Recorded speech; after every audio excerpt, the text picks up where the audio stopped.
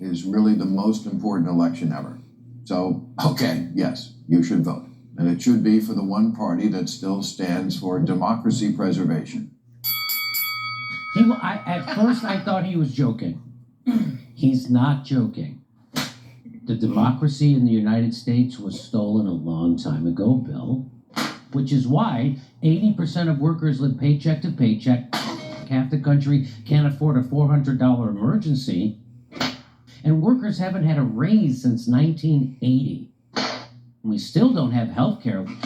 We still don't have a living wage. And we have people living under every bridge. We don't live in a democracy, which is why we can send $100 billion to the most corrupt country in Europe, while we still don't take care of our own people and they go bankrupt when they get sick. This idea that somehow one party cares about democracy while the others doesn't. You know, they both serve the same corporatocracy, an oligarchy run by corporations.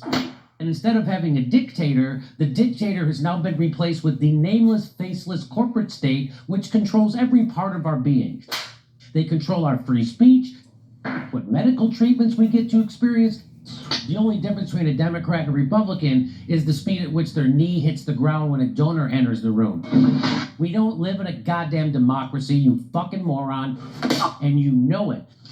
But you don't want to admit it. You want to pretend because it makes you feel comfortable. What about January 6th was supposed to change our mind?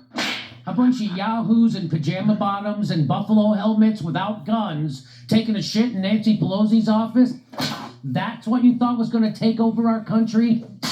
That's why they didn't have security there on purpose?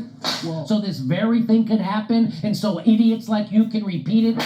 You should be screaming about Citizens United and how corporate captured our government is, because the Democrats have complete control of the party right now, of the government, yet they're not talking about getting rid of corporate money in government, which is the thing that actually takes us from a democracy to an oligarchy.